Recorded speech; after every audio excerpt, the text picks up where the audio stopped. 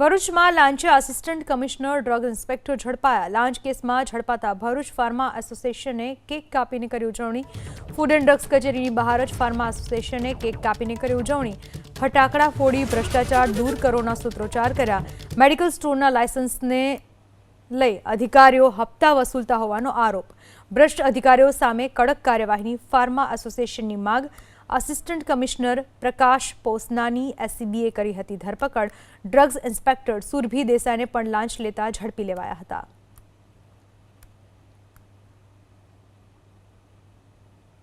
નવા medical સ્ટોર્સના licence લેવા કે લાયસન્સ રિન્યુ કરવા માટે પણ 25 થી 50 હજારની લાંચ ફૂડ એન્ડ ડ્રગ વિભાગના અધિકારીઓ લેતા હોય છે। એવા સમયમાં ભરૂચ ફૂડ એન્ડ ડ્રગ વિભાગની કચેરીના આસિસ્ટન્ટ કમિશનર પ્રકાશ પોસનાની અને ડ્રગ ઇન્સ્પેક્ટર એસીબીના છટકામાં લાંચ લેતા રંગે હાથે પકડાઈ ગયા છે, જેના કારણે ગુજરાતભરના ફાર્માસિસ્ટોમાં ખુશીનો માહોલ છે। અને ગુજરાત ફાર્મસી એસોસિએશન દ્વારા આજે ફૂડ એન્ડ ડ્રગ વિભાગ ભરૂચની કચેરીએ ફટાકડા ફોડી અને કેક કાપી એની ઉજવણી કરવામાં આવી।